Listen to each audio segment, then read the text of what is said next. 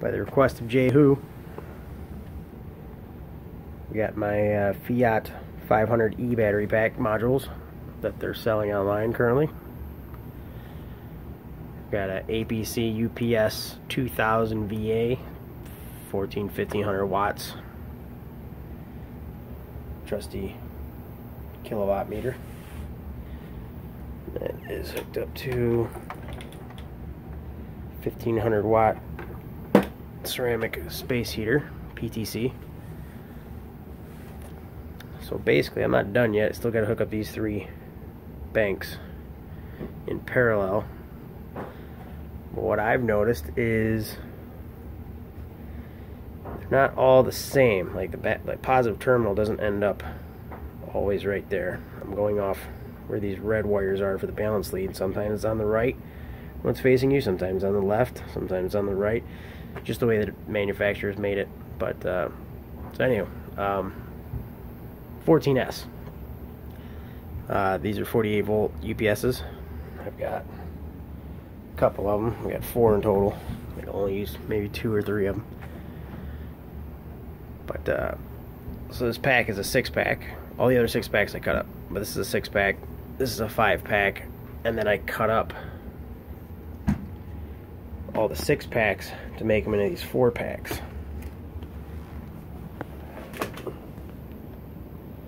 So basically,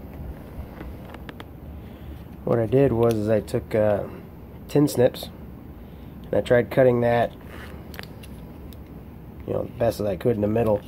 Give me a pretty decent tab on each battery, so that I can nut and bolt them together. I tried to leave all the BMS leads intact for the big packs. I've got the other end of this harness, so that maybe I can steal the connectors off of it and hook them up to some bait trims eventually. That's it'd be a $700 venture there. But these are 64 amp hour, 3.7 volt nominal NCM lithium ion battery packs. So these normally run all series with big wide aluminum bus bars, or they might be aluminum clad, copper or something, but what I can tell, they look like aluminum, but they're probably copper. And so each one of these packs typically sees the entire load, and I believe the document I picked up was it's 360 volt nominal, which is 3.7 volts. There's 94 or 97 cells total. I'm only using 84 because I have 13 leftover cells. I don't have enough to make one more 14S, so I might buy one more whole pack and then only have 4 extra cells so that I can make a 7th parallel chain, because right now I'm running 14S 6P, and right now I'm only doing 14S 3P. I just gotta find time. And but basically I'm using that bolt right there, that bolt hole, to just kind of daisy chain them together. And like you can see, what I was talking about is, so the ground is on the left, or excuse me, the right of that battery pack. It's on the right of this battery pack. It's on the right of this battery pack. And on this battery pack, it's on the left. Now these were both 4 packs. There were 6 packs that were cut up, but you can see that's the red leads coming to this terminal. So that's the positive, red leads, red leads, red leads. And down here, same thing, red, red, red. So it's just the way the manufacturer made it. They're not, it was for whatever custom package they had. So maybe had I realized that earlier on, I would have made it, you know, nice, like these 2 were next to each other, and then these 2 were far apart, and then these 2 were next to each other, so it, you know, looked better. But in the end, I'm going to take the ground from one corner, positive from the other corner, and then send that off to my my UPSs. But to do a Batrium, I would have to either put one Batrium on every cell, which is 84 Batriums. I don't know how I feel about that. That'd be really expensive.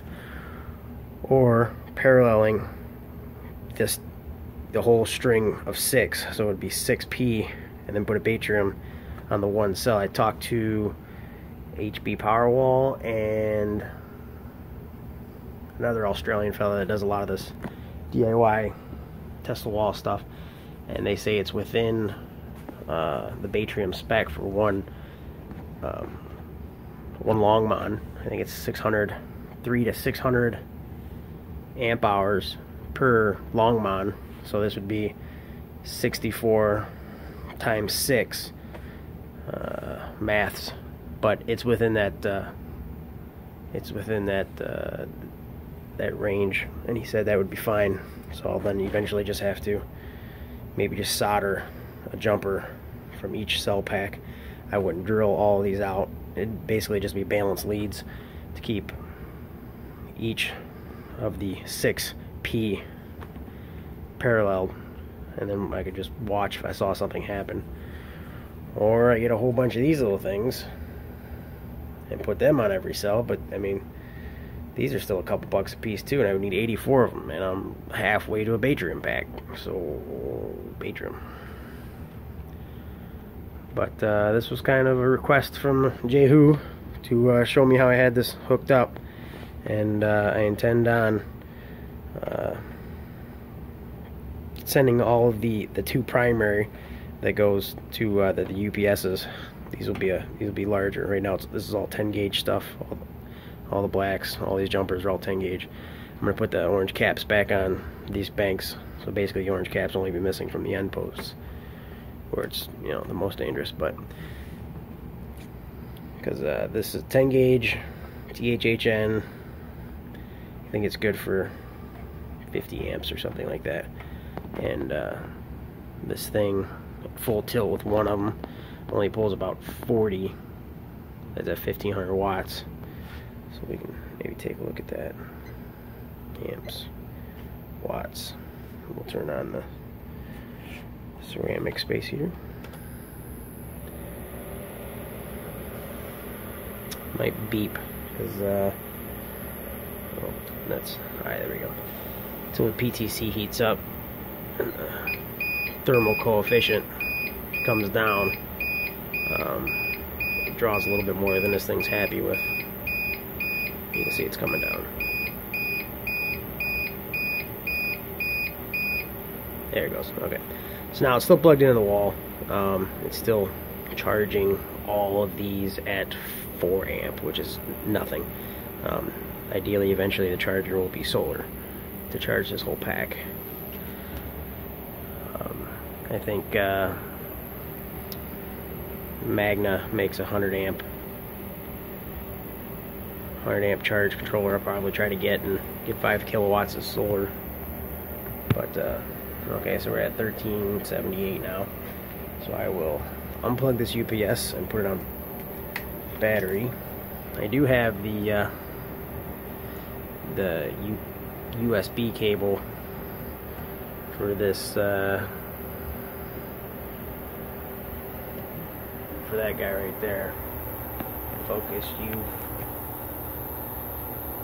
There we go. Yeah, it's not just a regular Ethernet cable. It's a little wider. But of course, PowerShoot doesn't work well with Windows 7, which is what I have on my laptop. So I've installed all the drivers, and I just gotta mess with it a little bit and see if I can't get this to maybe shut off at a more proper voltage. I was looking at the cheap $30 ones that Jehu has on a couple of his videos that monitor kilowatt hours input and kilowatt hours output, or I think it's a milliamp hour, and it'll do a shut off at a certain voltage, whatever you set it to. And I think these I want to shut off like maybe 3.2, 3.3 volts. So then the nominal would be like 49 volts or something like that, or 48 volts even, I think, is what they shut off at. Right now it shuts off at like 43, and Some cells get below 2 volts, and I don't like doing that because you lose your cycle life. But let's unplug this thing. We're talking.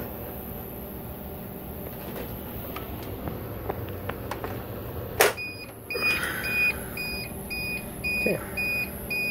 So, pure sine wave.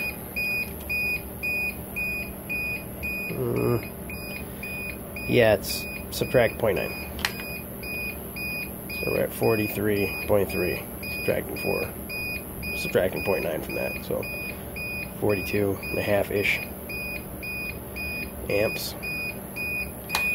I mean, I had to discharge the one bank that I had hooked up to what the other ones were all about 3.5 when I interconnected the parallels, because I didn't want a huge arc flash myself from the voltage being the delta being too large. So we got beeping. It's so annoying. I'll figure out the power chute, shut that thing off. But halfway there as far as the battery aspect goes, and that's the most expensive part, is the battery. And we will go from here, add solar, maybe a small wind turbine, and the intentions are to be, is I've already got an interlock for my generator, a 10 kilowatt military generator. The goal would be to intercept that where it's coming in, right here, to intercept that and put another transfer switch in on the wall, where then I can either input generator or input these inverters. Now mind you, these inverters are only 1500 watts apiece, so I only have 3000 watts, but that should be enough to, you know, get me through the night, so I don't have to run my big diesel generator, because that kind of needs a dummy load, being it's diesel, to prevent wet stacking. So in the wintertime it's kind of hard to do. I typically turn on a couple of these space heaters to keep the generator happy, but I'm wasting fuel. So if I can switch over from generator to this as an emergency backup, then that'll get me through the night, and then in the morning I've got another power supply. It's a 55 amp 60 volt that I can hook up to this bank and charge it with that when the generator's running, and that's it's only 60% efficient, but it'll put 3000 watts on the generator, and also power the house. But this is what I got.